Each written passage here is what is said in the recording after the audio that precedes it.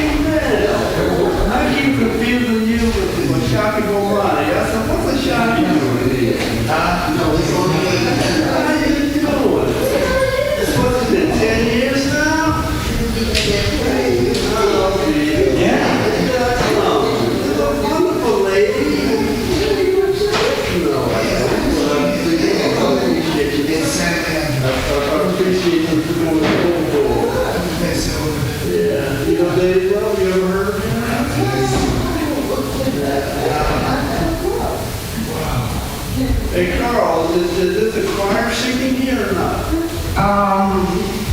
Is that the way the choir usually used to sing? Well, considering we've not had a choir in quite a while, no, the seating is for anyone. Oh, very good. Let me see. Unless I'll make it a choir one. Choir two, and the baritone like that. By the way, I'm crazy about the Galileo Gather on the river. Have you ever heard of that?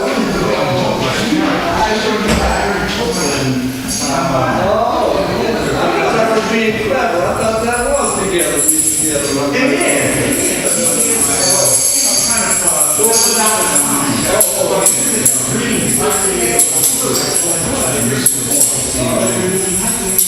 So together the river Copeland appropriate that? Is that in the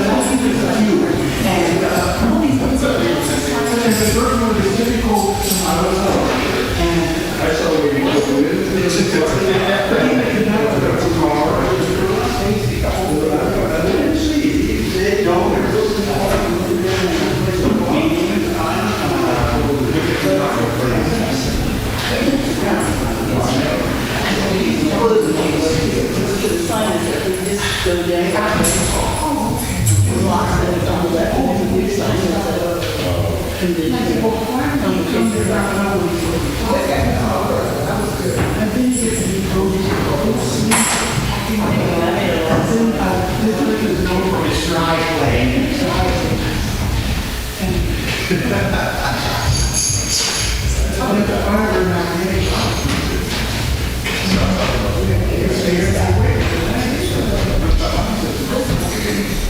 keep asking Liz if she would give me another chance, but she said,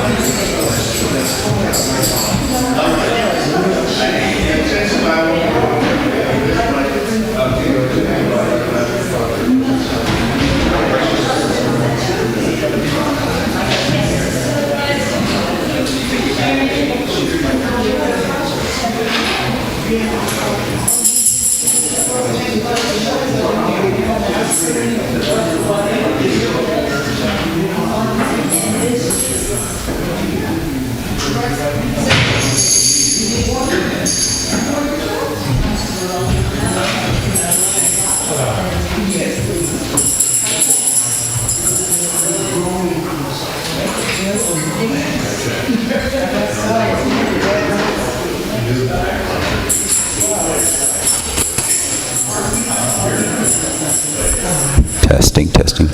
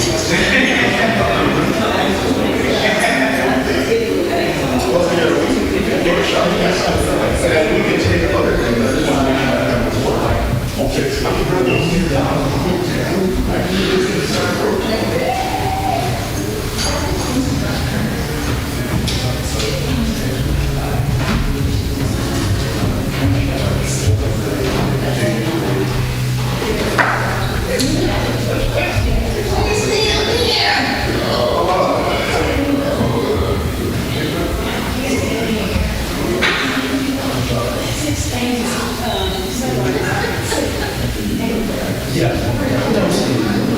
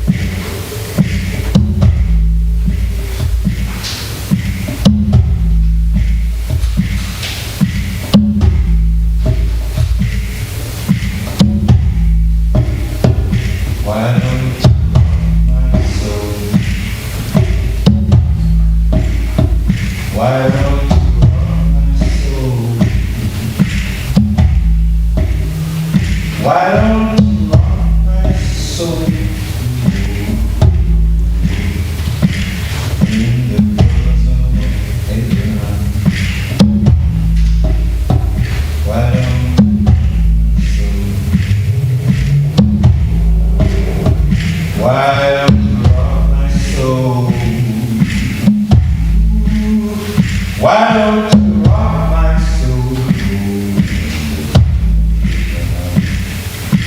Rock my soul. I will not be a liar. I'll tell you the reason why. I'm afraid that it's my fault. And be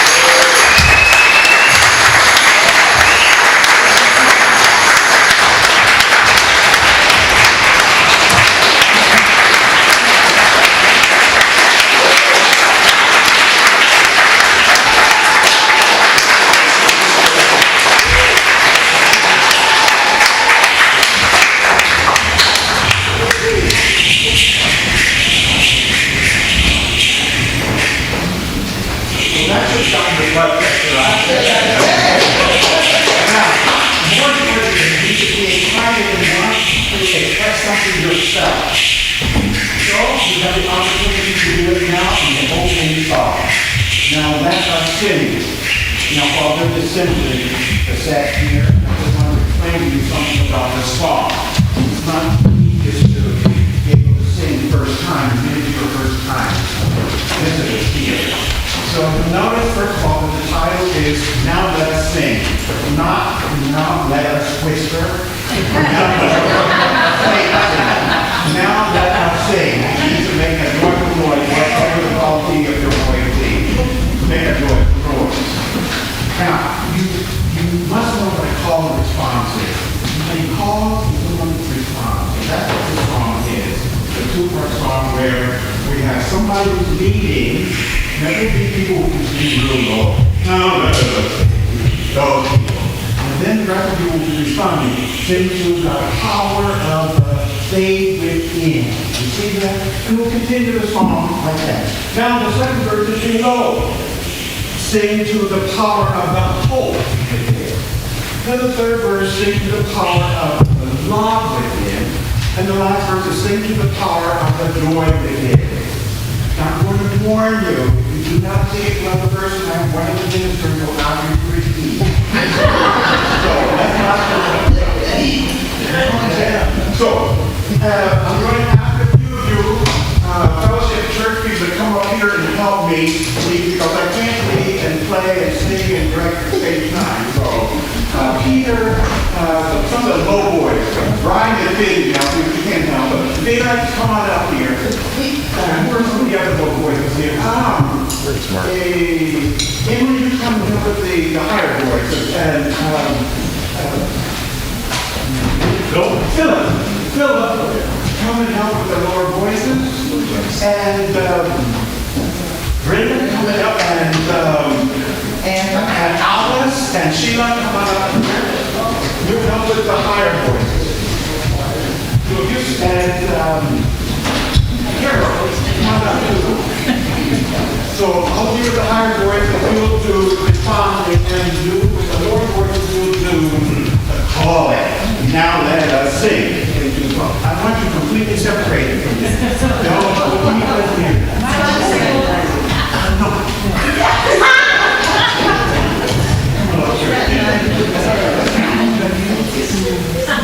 All right. So everybody please stand for Now Let Us Sing.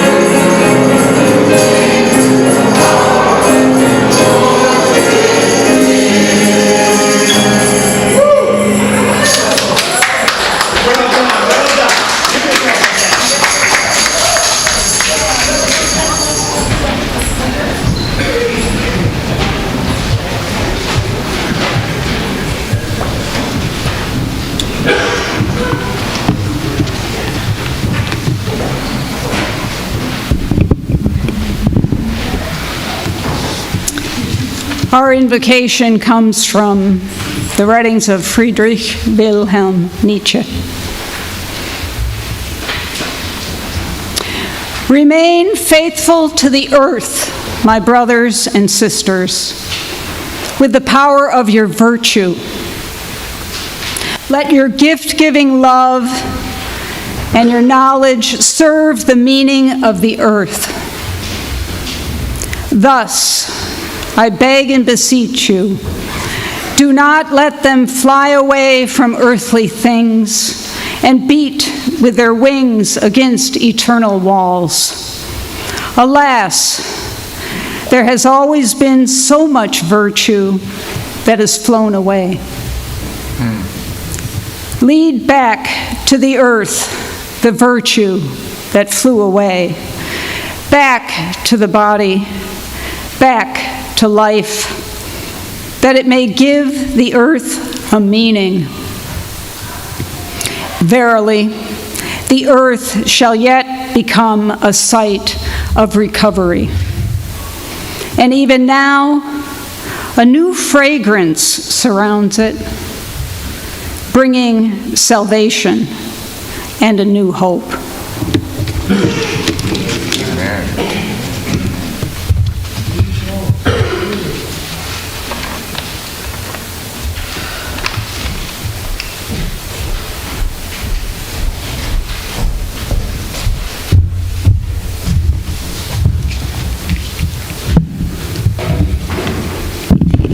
Good afternoon.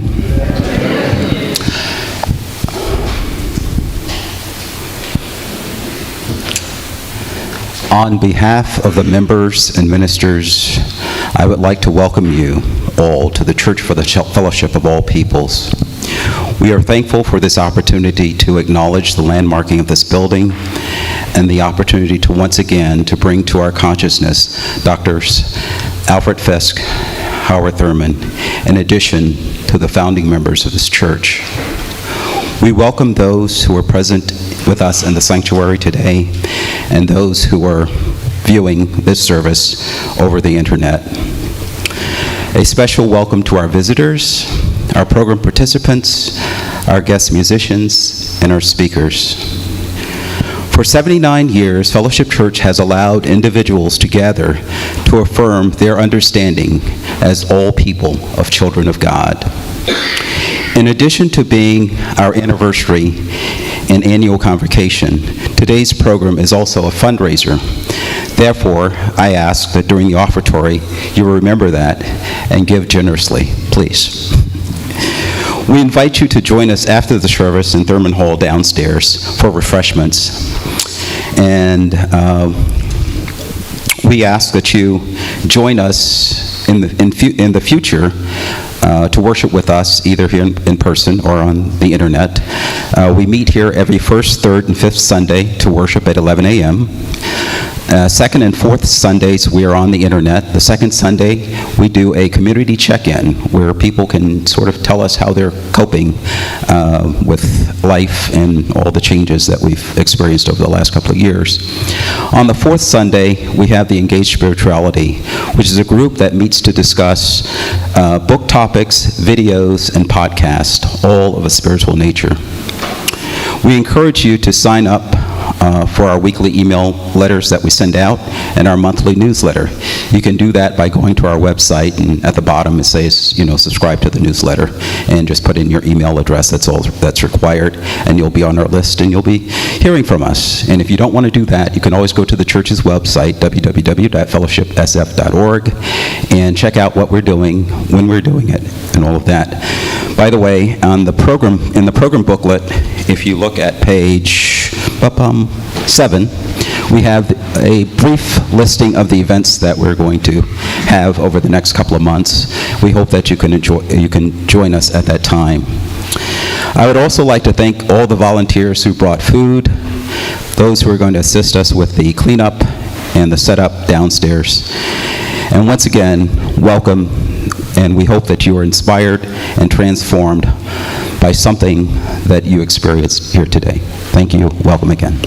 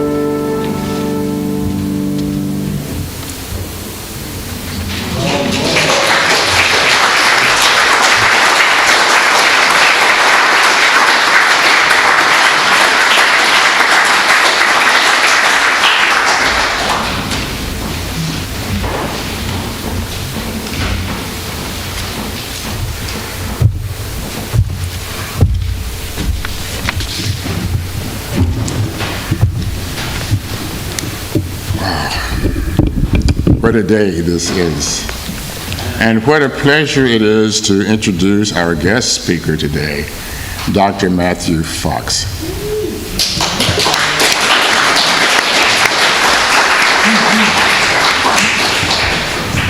Brilliant author,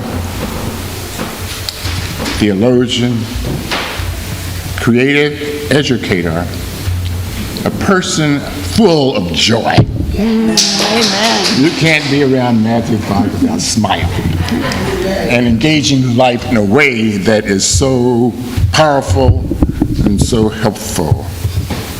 I guess I'm not being heard. Not well enough. Not well enough. Thank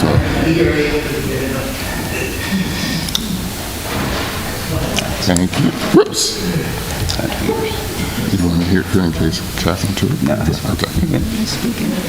Yeah, speak into the microphone. That's it. Okay. Thank you. I'm mic'd now. I'm all wired up now. So, at a recent gathering, a reunion actually, of faculty and staff of the University of Creation Spirituality, where I was privileged to serve for several years as the director of the Doctor of Ministry program and then as vice president. So we gathered, and I was there before Matt, and Matt approached, and we greeted each other. So I told him about the landmarking, and he goes, wow. So we were in a circle, and I was asked to give a prayer. A couple of people, and I gave my prayer. And he said, aren't you going to tell them about the landmarking? So when we got home, a couple of days, I think the next day, I received an email from Matt, again, with his enthusiasm, sharing his enthusiasm about the earmarking. And I said, one of the ways you could help Matt with your enthusiasm, with your brilliance, with your mystical visions, would be to speak for us on our landmarking. And he was very, very excited and said definitely he would be there. The last time Matthew Fox was here and spoke for us, it was 2004. I think so. Yeah. Yes, I can't help but think of that. That was my ordination. And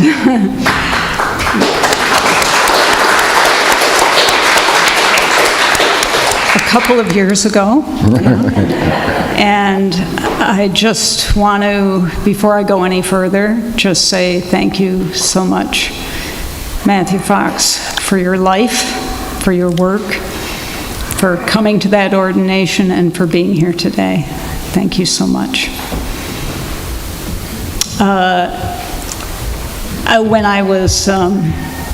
When actually Dr. Blake was going to introduce you, and I said, wait a minute, I have something to say. So I wormed my way in, and then I was like, ooh, this is heavy. I'm not sure what I have to say, but I think I've actually already said it, that I'm just grateful, really beyond words, for the influence you've had on my life. If I think back at a turning point in my life was when I left the Episcopal Church, and that was about the same time that you joined the Episcopal Church, which is quite interesting, I think. But I think the circumstances were, as far as feelings are concerned, may have been similar, though the outcome was different. When I first came to the University of Creation Spirituality, I was telling Matt about this, that I left the Episcopal Church because they rejected me in the seminary. I couldn't go to seminary. They said, no, sorry, not you. And it was then that I came to the University of Creation Spirituality. And you know what Matt said? He said, well, isn't that a feather in your cap? So that's Matthew Fox. I just want to say thank you from the bottom of my heart, and thank you for being here today on this anniversary.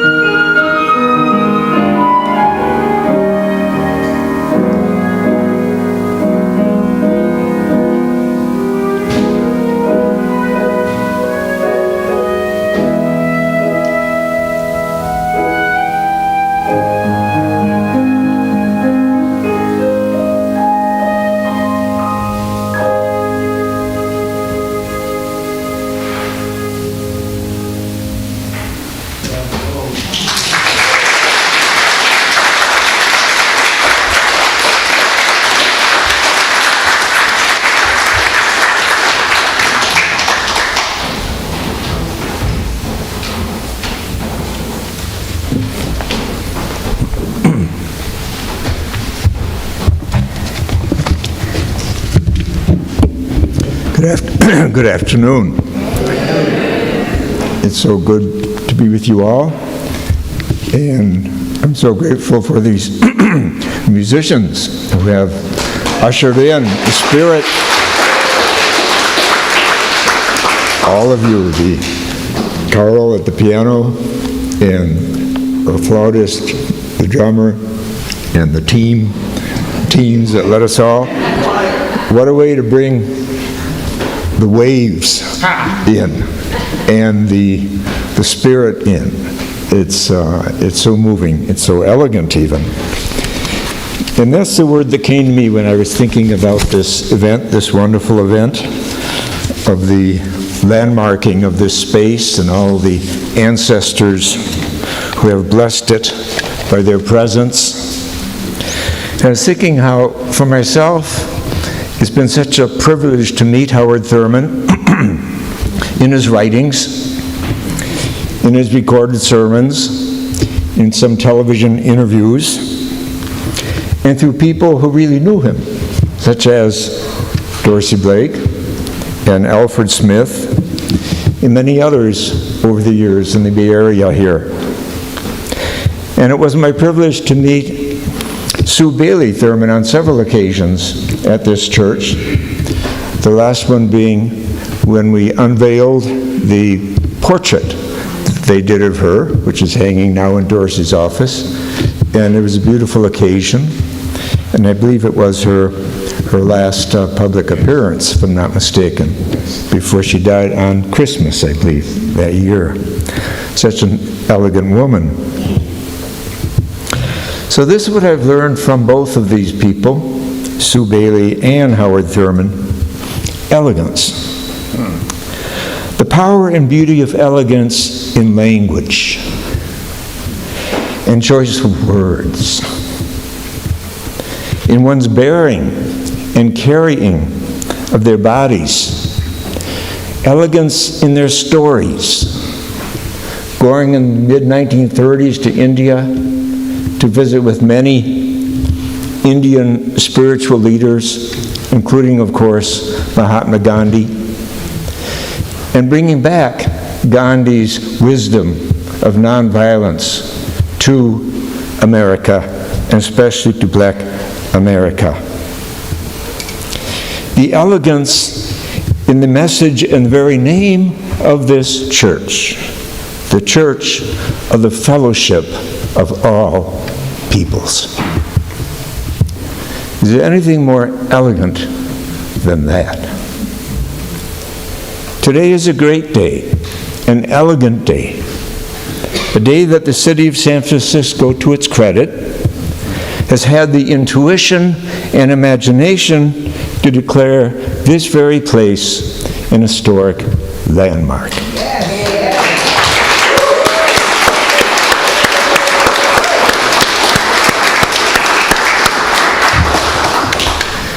What does that mean? What is behind this occasion, this term, historic landmark? History is stories. History is the stories we remember. And the city of San Francisco is saying, look here.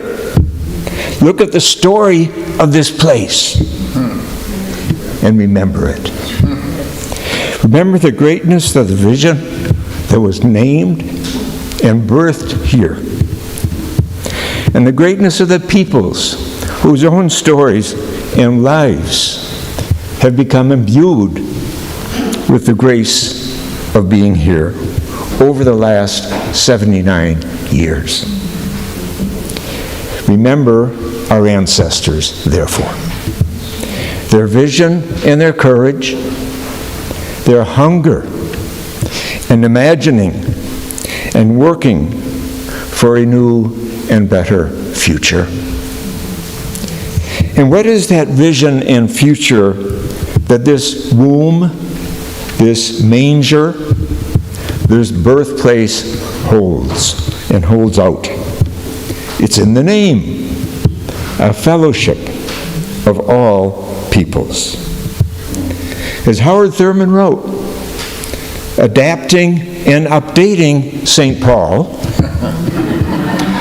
it is my belief that in the presence of God, there is neither male nor female, white nor black, Gentile nor Jew, Protestant nor Catholic, Hindu, Buddhist, nor Muslim, but a human spirit stripped to the literal substance of itself before God.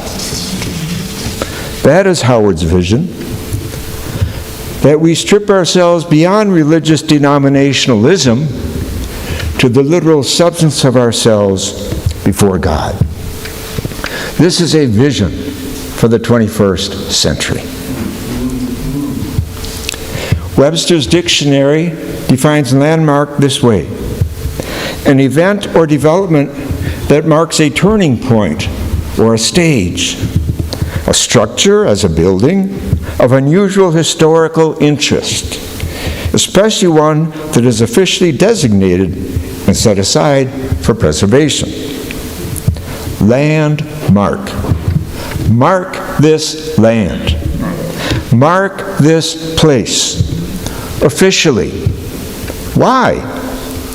Why officially designate a place and set it aside for preservation? So we remember it. So we remember what happened and is happening and can happen beyond here. To do this letting go of stripping ourselves before God, to undergo what is called kenosis, or emptying, includes forgiveness. It includes looking at our mistakes and misdeeds, personal and communal, over the centuries. Slavery, genocide, hatred, lynchings, injustice of an economic kind, racial kind, gender kind, or homophobic kind, hatred of Mother Earth, creation itself, ecocide and matricide, looming so large in our growing awareness today. And very often, over the centuries, very often in the name of religion.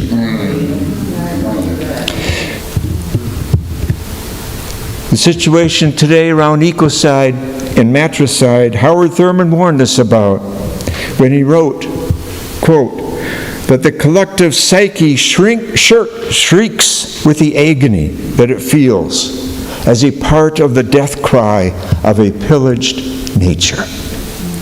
The collective psyche shrieks with the agony that it feels as a part of the death cry of a pillaged nature, which today we call climate change. Yes, we share a collective psyche, and we share a pillaged nature, and the death cry it is sending forth. No matter how we identify ourselves, whether African or African American, European or Caucasian, Asian or Latino, Latinx or indigenous, whether Catholic or Buddhist or Muslim or Jewish or atheist or humanist or nuns, that's N-O-N-E-S, not N-U-N-S, we do share a collective psyche, and we are all Homo sapiens. Are we stretching to be our better selves, our bigger selves, our more generous and courageous and creative and joy-filled selves? In other words, can Homo sapiens survive? The Church of the Fellowship of All Peoples. When we look at the suffering of our species and the potential of our species and the wisdom of our spiritual ancestors, we will always look to this place because it names an aspiration, a hope, a a possibility, that all peoples might find community together, fellowship together. And today the stakes are so high. Our species has come a long way, but we seem to be losing our way as well. True elegance seems displaced by loudness and bragging and bigotry and bombastic appeals to the reptilian brain, to more hatred and wars and projection and I win, you lose mentalities. In the Middle East today, decades of violence toward Palestinians are coming home to roost. What Bishop Helder Camara called the spiral of violence is in full swing. The first violence, he says, is poverty and oppression. The second is a rebellion against it, often led by young people. And in Gaza today, 80% of young adults are unemployed. And the average salary in Israel today is $55,000 a year, and in Gaza is $1,200 a year. A year. There is no excuse for the barbarism of Hamas attacks last week, but neither is there any moral justification for destroying the lives of 2.3 million Palestinians as a response. So the dream and vision of this historic place calls us still. It invites us to our potential. I am very moved these days by what science is learning about how our species is in league with at least 15 other hominid species we have named. They are our cousins: Neanderthal, Dinosaur, but 13 more that we have identified, and surely there are more to come. But the hard fact is this: they are all extinct. All our cousins, all other hominids are extinct. All our hominid brothers and sisters are gone. We who call ourselves Homo sapiens are the last ones standing. What do we say to that? That a church, a gathering of the fellowship of all peoples is possible. It has been incarnated in the city of San Francisco for 79 years. It was a vision 79 years ago, and it is still a vision today. And by this honor being bestowed upon it, it becomes more than ever a vision for our future. That fellowship of all peoples is possible wherever we are, however we worship, whomever we love, whatever our culture or language or music or dress or cuisine.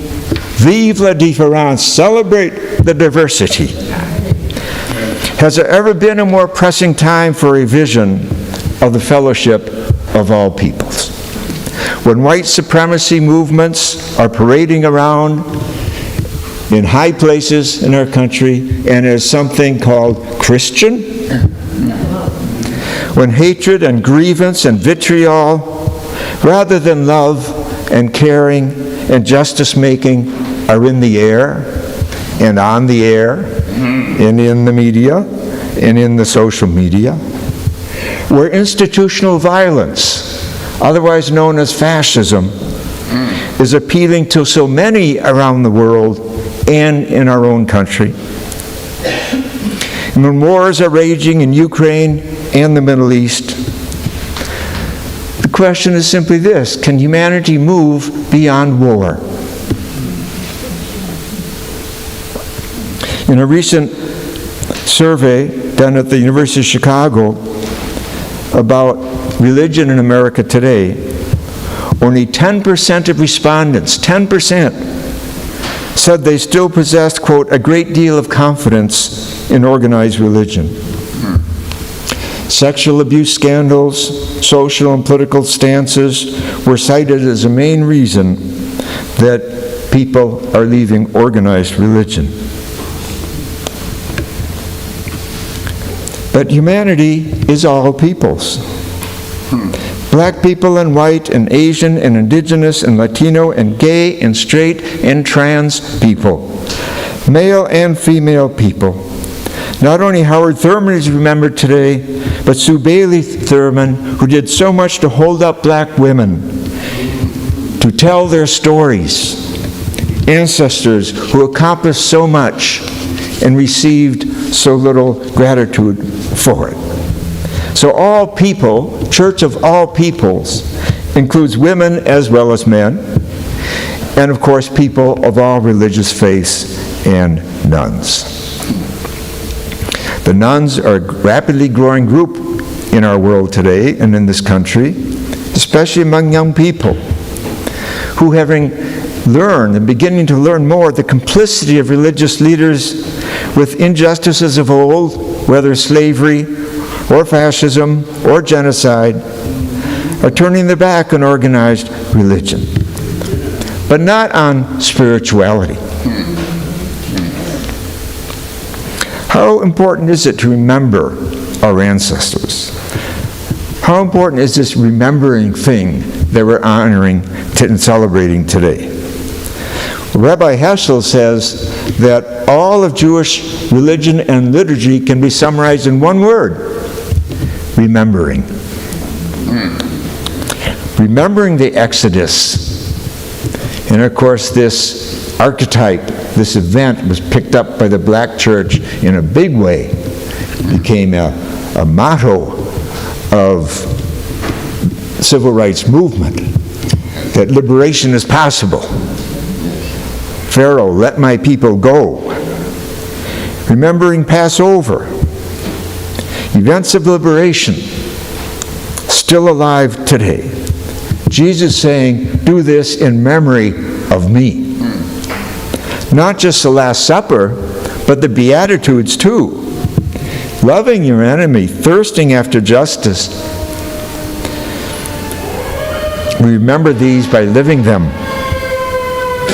And Meister Eckhart, of whom Howard Thurman was very fond and cited often, Meister Eckhart summarizes Jesus' work in one sentence. Jesus is the great reminder, he said. Jesus is a great reminder. So was Howard Thurman.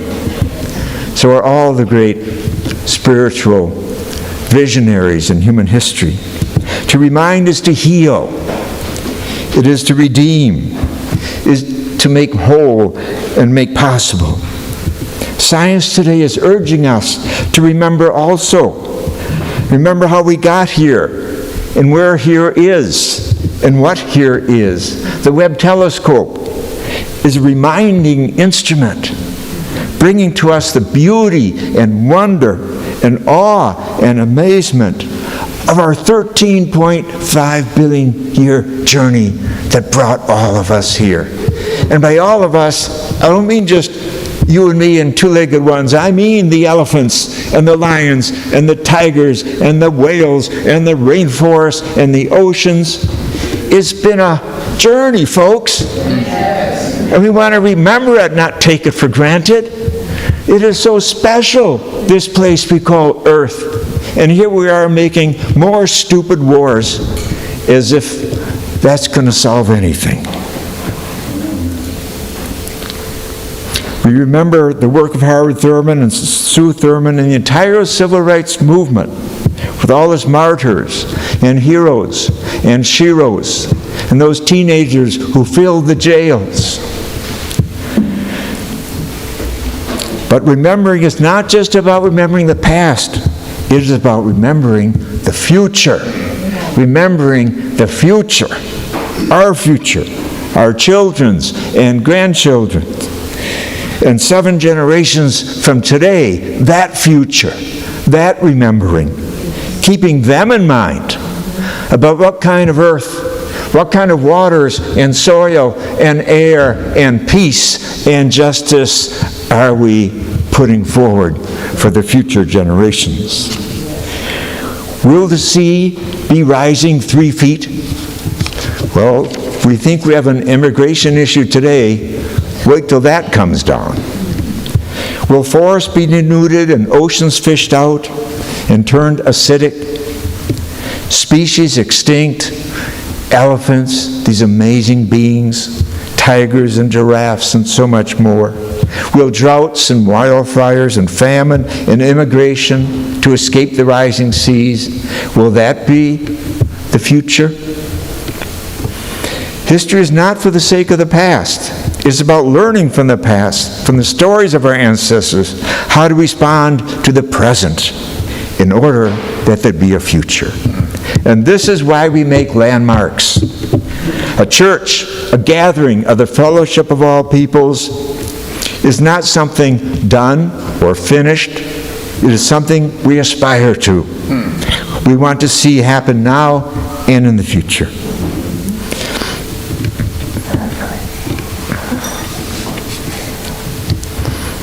All these gifts we've inherited over 13.8 billion years, these are blessings, original blessings that we cannot take for granted. And so today is a remembrance of the first page of the Scriptures, the Christian and Jewish and Muslim Scriptures, which talks in Genesis 1 about the goodness and the very goodness of creation. And the very goodness comes at the end when humans show up. Believe it or not. The story is not that we made things worse, but everything was called good, good, good. The sun was good, the moon was good, the animals are good. And then humans show up, and it's very good. The whole picture, the circle, the community, the kinship, the fellowship of it all is called very good. That's what we're remembering at this time, because that's where the future lies. So this landmark here is such a story to remember and to celebrate today, and especially honor Dorsey Blake for his 29 years of service here.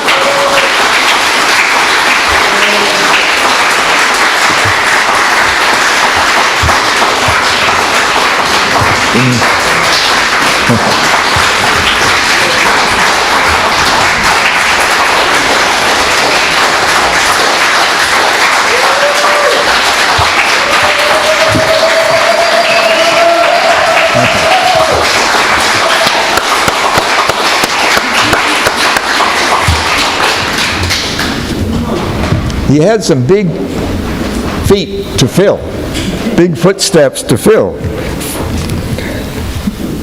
But he's done it. And all you who've been part of this process, in this celebration today. This is a day of hope. A day of hope. And my two favorite definitions of hope are this. First of all, from David Orr, who's an eco-philosopher today.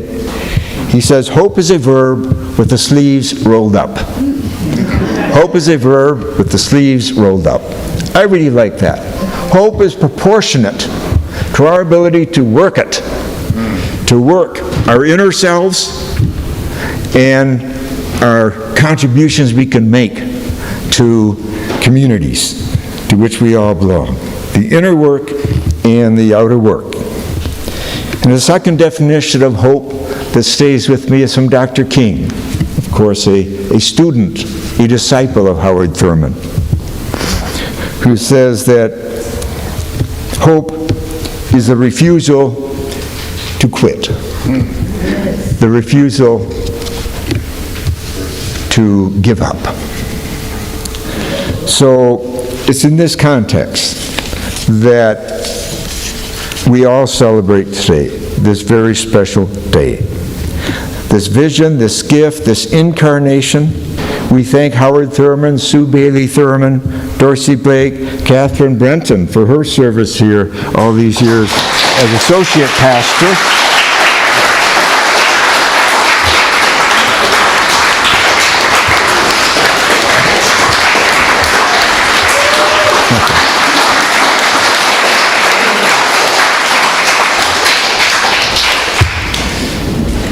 And we thank the city of San Francisco for being so alert and aware as to promulgate the accomplishment here and what is still to come when a gathering of the fellowship of all peoples really lights the fire in our species for a living future.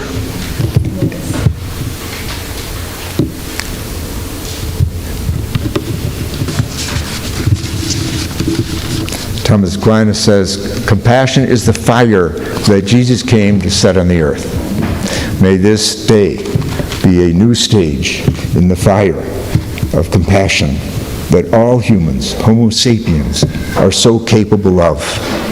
And whether it's the Dalai Lama telling us we can do away with all religion, but we can't do away with compassion.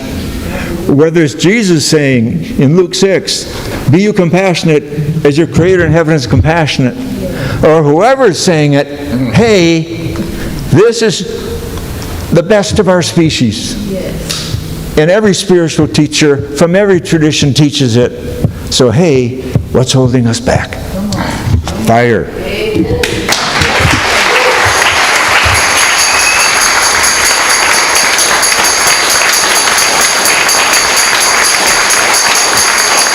Thank you, brother. Thank you, brother. Thank you for inviting me. Thank you for your work. Thank you to you. Yeah.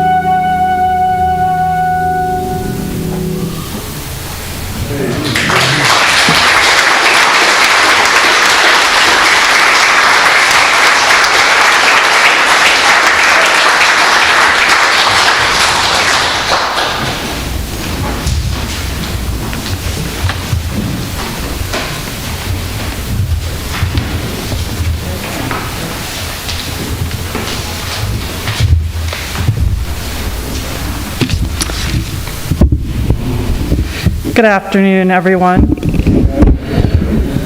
I'm Pilar LaValle. I'm a senior preservation planner at the planning department, and I was the staff person who prepared the landmark designation materials for this.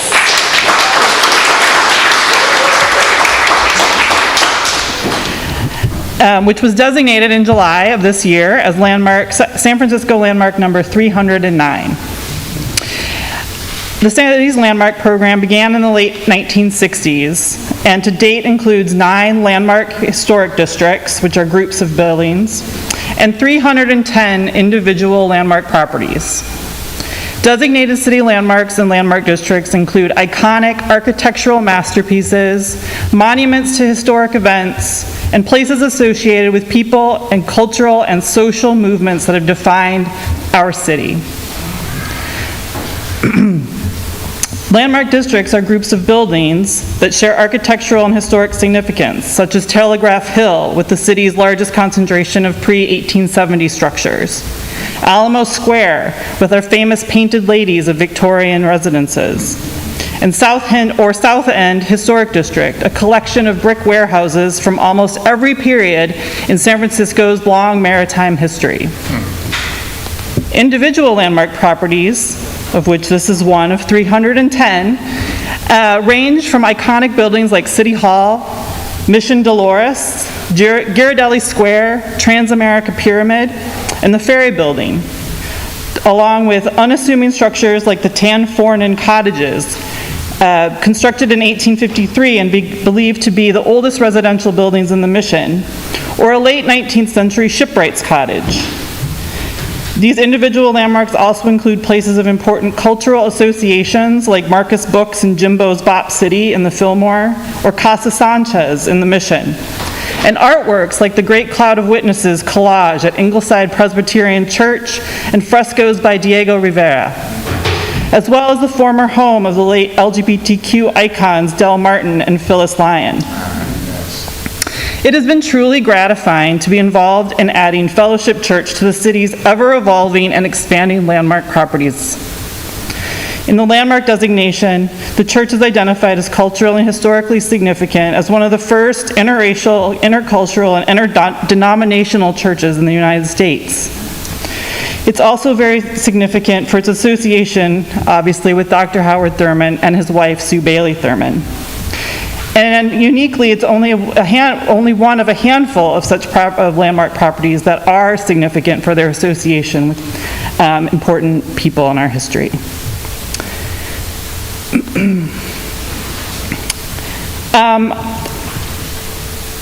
Dr. Blake asked that I share some of my thoughts and experience from the journey and the process of this landmark designation. In every landmark designation project, I learned something about San Francisco, its built environment, and the many people who make it their home and workshop. And always a little bit about myself as well, I think. And this was no exception. I was here a year ago for the convocation, and I'm excited to be here again today. And in a building that was first built probably in the 1880s, but rebuilt at least once, probably twice, and moved 3 times. This is its 3rd location. But interestingly, in all those years, it's always housed a religious congregation, which I think is interesting. And it was a pleasure to be immersed for a year and a half in the history of this congregation and in the lives of Dr. Howard Thurman and his wife, Sue Bailey Thurman. And it was a great personal pleasure to actually get to document the life of a great woman, Sue Bailey Thurman. Yes. And learn about her long career and the importance work that she did in the dissemination of African American history, and in the work to progress the lives of Black women, and her advocacy for universal emancipation. She was a great internationalist. She really believed in expanding awareness of peoples everywhere, and traveled extensively through her life and work. And I also just think that it was always in the course of writing, compiling some pretty dry reports and papers that are the essential parts of the governmental sort of process of the bureaucratic process of landmark designation. I often thought about how revolutionary, truly revolutionary, the establishment of this congregation was and remains, and how awe-inspiring, but also a little bit bittersweet that it is still so revolutionary. So I truly want to thank Reverend Dr. Blake, Board Chair Brian Caston, and the Church's Board of Trustees and this congregation for their gracious, welcoming, and patient response to the Planning Department's written inquiry, essentially a cold call, that we sent out about a potential to landmark this building in 2020 during the pandemic. And their collaboration and partnership with us to making this San Francisco landmark number 309 in 2023. On behalf of myself and the Planning Department and the Historic Preservation Commission, of which I see at least one of the commissioners that was there, and several former commissioners as well, it's been a privilege to work in partnership with this church on the landmark designation, and we're very excited to continue and expand this partnership as we embark upon preparing a nomination of the church for listing on the National Register of Historic Places. Thank you all so very, very much.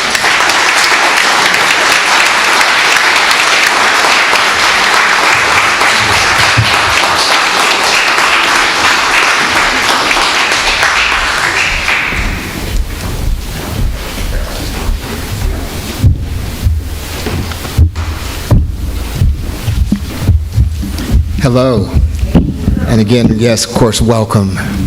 My name is Peter Fitzsimmons, this is Carol Verberg, and we are now going to proceed with the program and make some acknowledgments. But before we get into the acknowledgments, Dorsey asked me to speak a little bit about the commission meetings that I attended.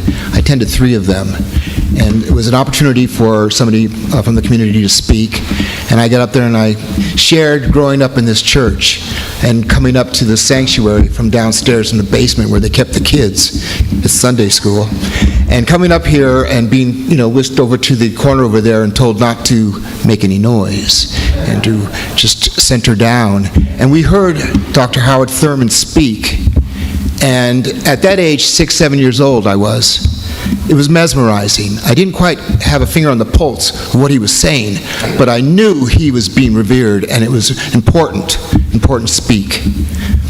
Beyond that, I spoke about being tasked by Sue Bailey Thurman to create the Fellowship Theater Guild with my buddy and fellow thespian, Felix Justice, and then later with Carol Verberg, who came into and helped us keep it going with directing and playwrights and projects that we did together. And then I sat down at the commission meeting. And what happened next was truly extraordinary. One by one, each commissioner spoke about their knowledge and their history and their feelings about Fellowship Church, and brought in information that was just mind-blowing, how much they knew about this place and the support they all gave to this landmarking status project. And we were just mesmerized by the outcome and the love and the support that we got. So thank you. So with that, we'd like to now give some acknowledgments. And I don't know if we have anybody from the Planning Commission here. If we do, great. We'd like to start out by saying we have a certificate for you. It's a certificate of gratitude. This expression of appreciation is presented to the San Francisco Planning Department for its vision of the Church for the Fellowship of All Peoples as a San Francisco historic landmark. Would you please come up? We'll give it to Paulette.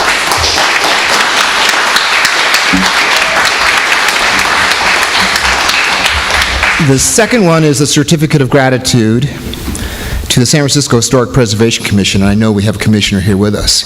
So let me just read this and then come up and get your certificate real quick. Expression of appreciation is presented to the San Francisco Historic Preservation Commission for its enthusiastic and unanimous affirmation of the vision of the Church for the Fellowship of All Peoples as a San Francisco historic landmark. Please come up.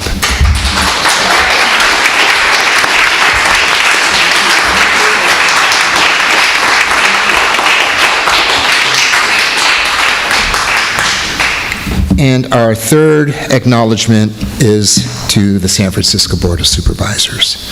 Wow, I had the same experience there listening to the commissioners, particularly my friend, President Aaron Peskin, when they spoke about their knowledge of this place that I grew up in. And again, it was informative, it was mesmerizing, and it was heartfelt. So, with that, I say, this expression of appreciation is presented to the San Francisco Board of Supervisors for its enthusiastic and unanimous enactment of the vision of the Church for the Fellowship of All Peoples as a San Francisco historic landmark. Thank you, President.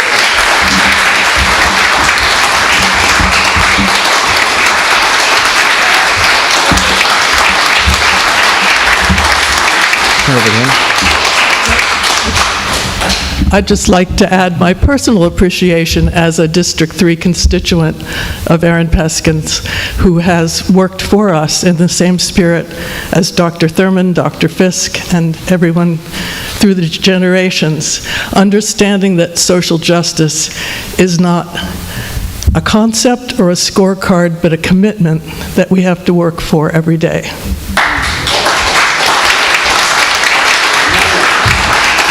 Now we'd like to turn it over to President Peskin for his presentation.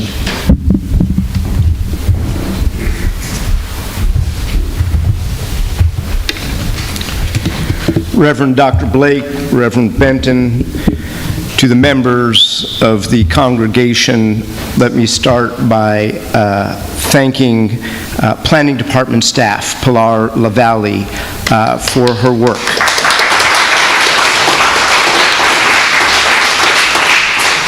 Peter, I would like to claim that I was knowledgeable about the fellowship, but that is not true. I read the 49-page case report word for word and realized that in addition to being a remarkable scholarly work, it was really filled and imbued not only with joy, but it just gave a perfect layperson's understanding about the church, about the seminally important role that Dr. Thurman and Sue Bailey Thurman played far beyond San Francisco, and what it portended for San Francisco, what it portended for the civil rights movement, understanding that the Sakai group with roots in Japantown, as the demographics of Japantown were welcoming the African American community in the period where shipbuilding and an African American in-migration to the city and county of San Francisco,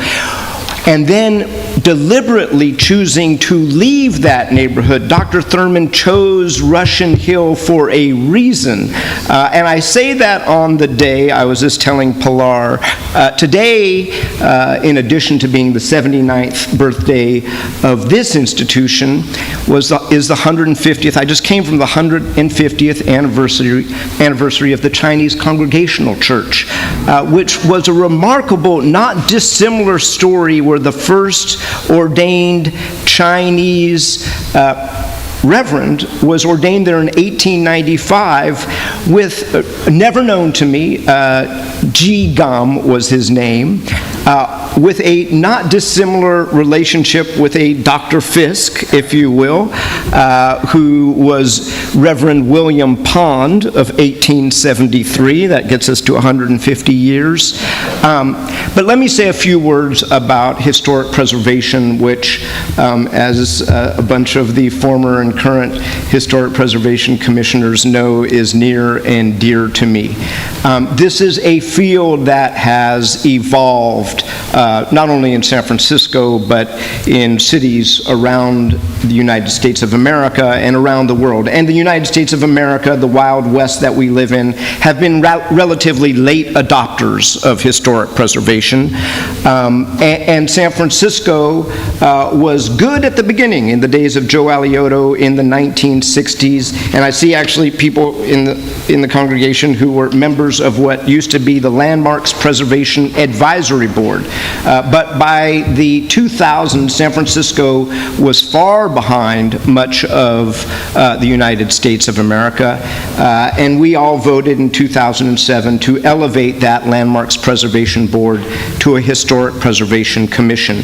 And the number of landmarks has flowed, and our historic districts have increased. But our concepts about historic preservation have expanded beyond the edifice and have expanded to embrace the preservation of culture and the preservation of important individuals associated with history.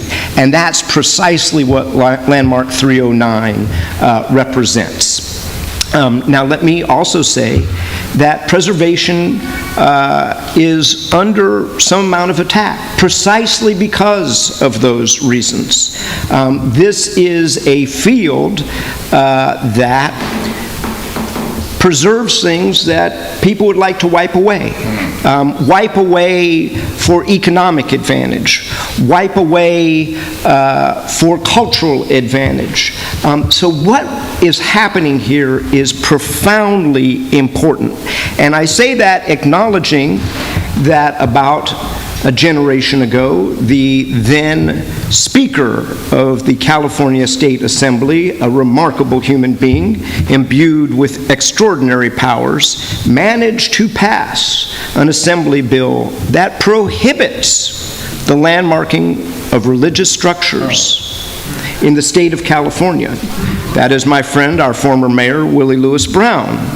But it can be done when an enlightened institution, such as the Fellowship, does it voluntarily, for which I thank you sincerely. There is so much that this landmark and that 49-page case report can teach us, and if there is a time that this city and this world needs to learn it, that time is now. I cannot tell you how delighted I was to be a small part of it. Thank you for having me here today.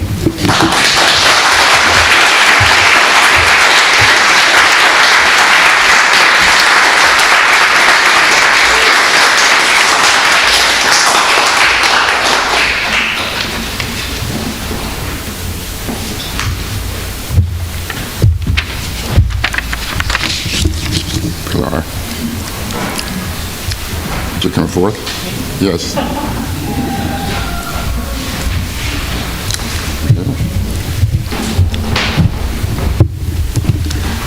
This really has been a remarkable journey. When we first heard from Pilar, from the planning department, of their interest in landmarking Fellowship Church, it was something that really spoke to our hearts. It was something that Mrs. Thurman had wanted. Even as she was leaving us physically, she talked about the landmarking of the church. Her granddaughter, Emily Long, also has sent us much information about landmarking. So we were thrilled when we received this letter, first of all, from Pilar, saying that they were interested in landmarking the church. You've heard, again, the process of how this happened, and we're thankful for each person and each commission, the Planning Commission, the Board of Supervisors, the Planning Department. To Pilar LaValle, we cannot fully express the depth of our gratitude to you for your research expertise, amazing cooperative spirit, sensitive leading, and joyful perseverance in bringing the journey of the Fellowship of All Peoples as a San Francisco historic landmark to a successful and inspiring conclusion. We present to you this award of gratitude. This is to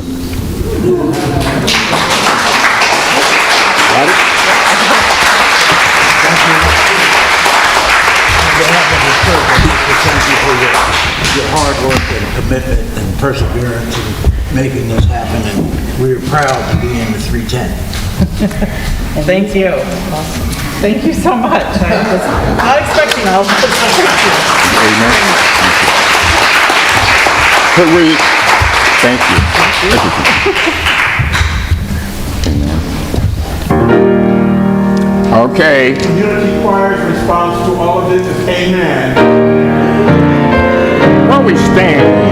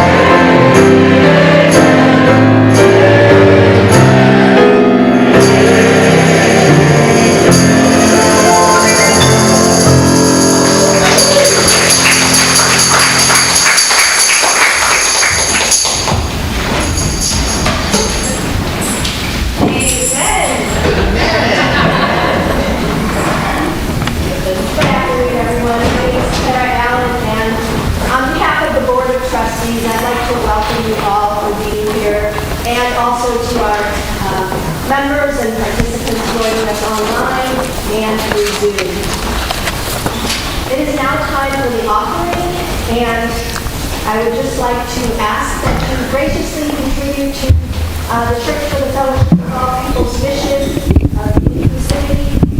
We have, okay. Keep talking. Okay, you're going to hold it for me? Oh, that's very nice of you. Thank you. So during COVID, we couldn't meet in person. And our membership and participation actually grew because we had people joining us throughout the country and even throughout the world. And so now we are meeting in person again the first and the third Sunday, and as Brian had said earlier, we have a check-in on the second Sunday of the month, and then on the fourth Sunday of the month we have Engaged Spirituality Book Club. So I invite you all to join us for one of those Sundays.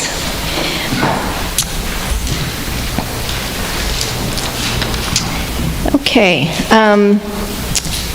We have various projects that the church is involved in, which we're celebrating today, and many of our members are involved in organizations that do good work all around the world, and so I'm delighted to be able to have the opportunity to invite you to contribute and join us. And so Peter and Mike, would you come forth, please? Absolutely.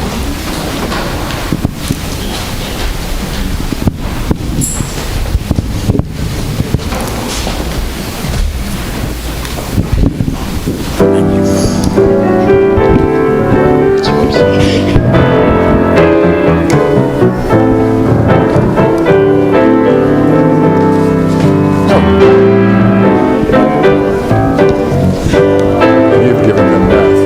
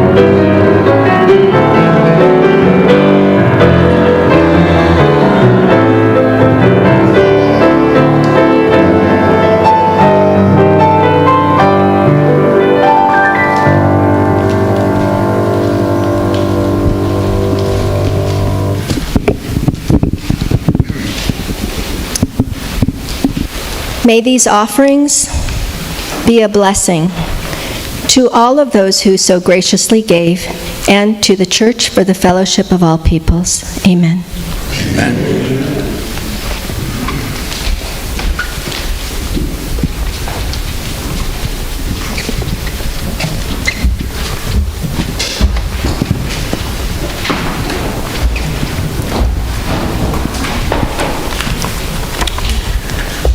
I want to thank each one of you for coming today, for being with us for this great occasion. I want to thank everybody who participated in the program. You have their names in front of you, and because of time, I just want to say thank you to all the musicians, the speakers, everybody for being here. Names that do not appear on the program include Courtney Brown for his tech work, and he is our photographer for today. Ari Thompson for serving as our greeter. You don't see him, but you'll taste part of what he's done downstairs, who's coordinating our food, Shashi Dalal and Steve Leeds.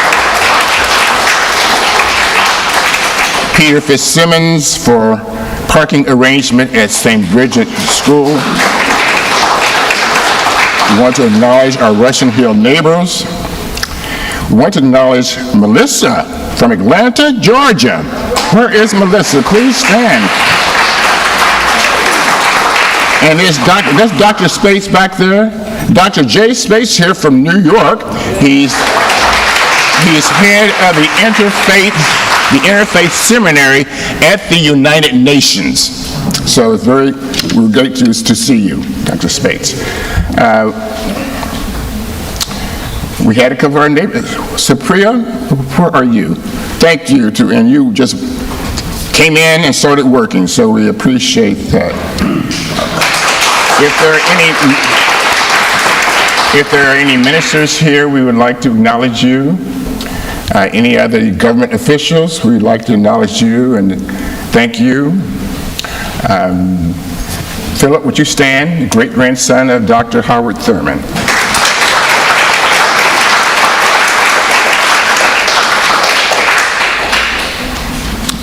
And we have another special guest. A young man who's a neighbor to Fellowship Church and lives in Yes, I was going to announce him. right next to us. And Clay. He has come. I invited him, and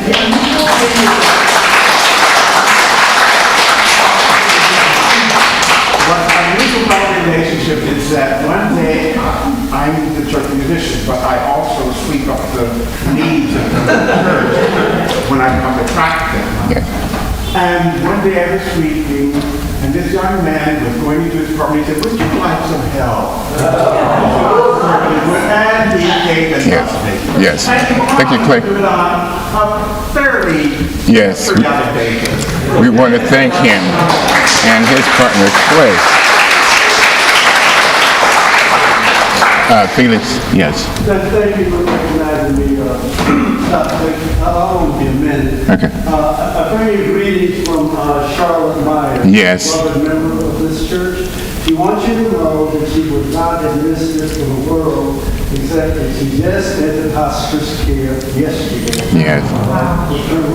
Her spirits are good, her faith is strong, and she sends you her love. It would be great to go back to Charlotte and tell her what a wonderful time we have had here today, how our spirits have been nourished.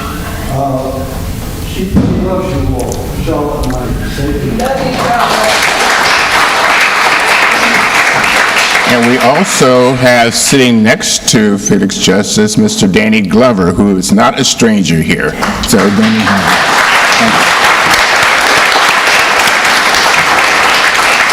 and I want to say a special thank you also to Manny. Would you stand up? Manny Padua, who's a student at Pacific School of Religion, and it's just unbelievable.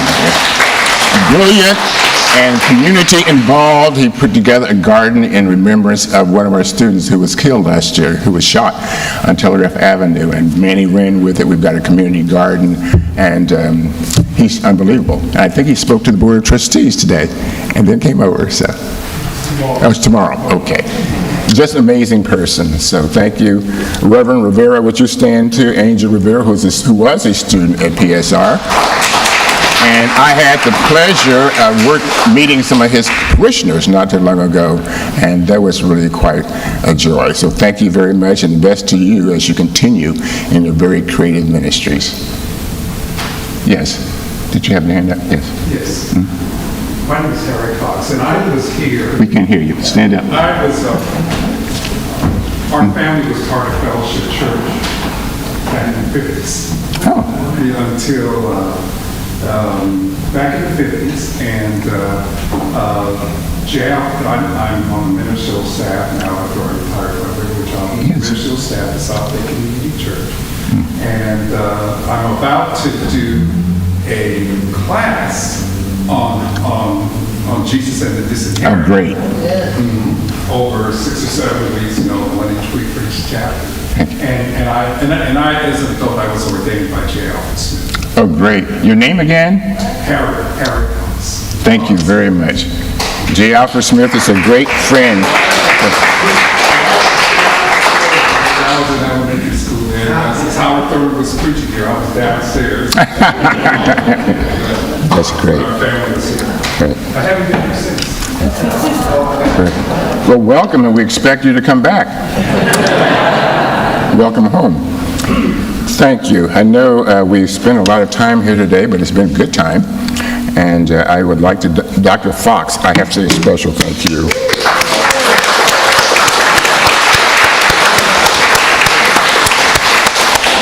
And again, the musicians, all the speakers, Supervisor Peskin, that was fabulous. Pierre Lavelle, it's just been a great day. I just want to say a few things before we go. Our theme today was landmarking the past, preparing the future, and Matthew Fox certainly dealt with that. It's beautiful how you took us into the future.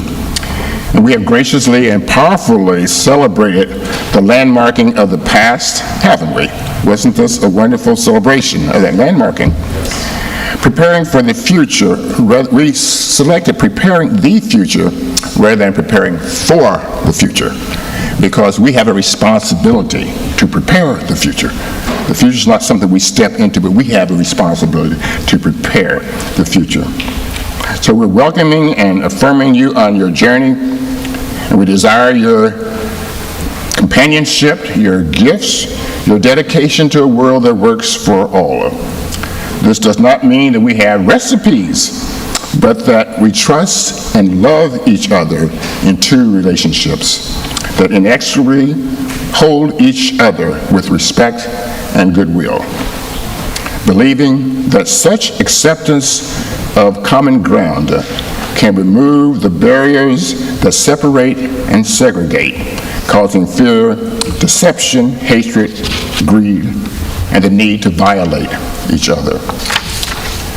So I'm pleased that the landmarking of this building was not only about the structure, but those who made the structure come alive, that blessed those who gathered here and the larger world. Dr. Howard Thurman, Dr. Alfred Fisk, Mrs. Sue Bailey Thurman, and so many other visionary friends and members brought this place into being and sustained it. So may we be given the wisdom and audacity to prepare a future that inspires so profoundly the words of Mrs. Sue Bailey Thurman. Let us create a future so that there will be no past greater than our future. Thank you.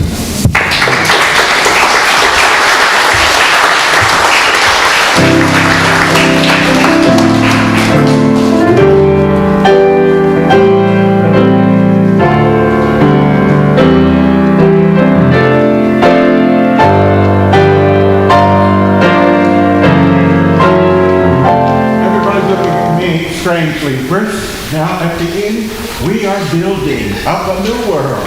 So let's stand and sing.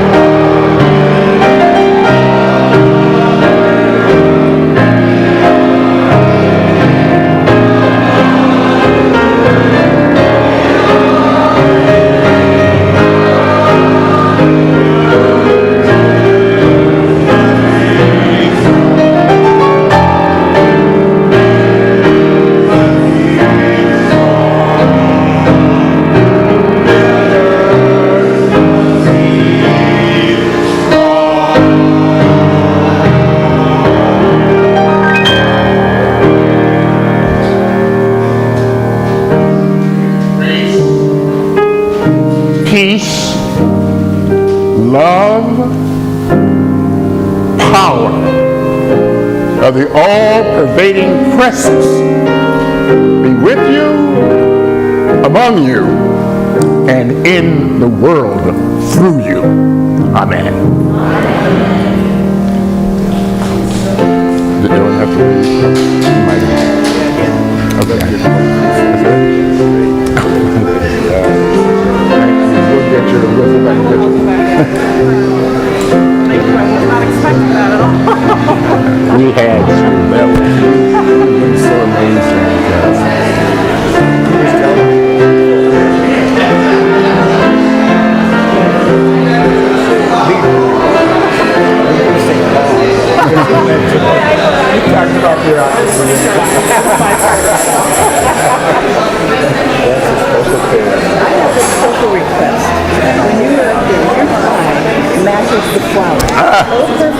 I'm so glad. You know what this tie is? No. They're giving me that Jerry Garcia. Oh, wow. If he designed it.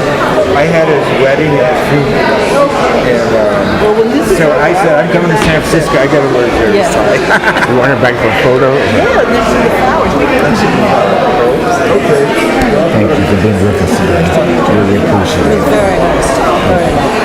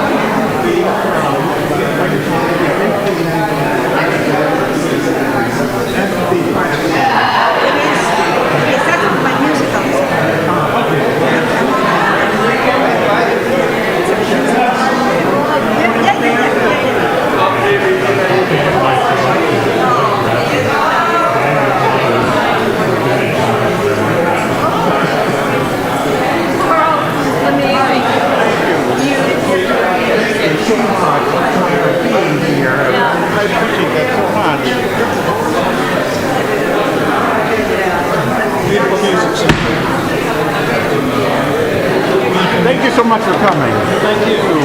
Nice to meet you. What is your name? Jay Space. Very good to meet you. Nice to meet you. Thank you for coming. I can see the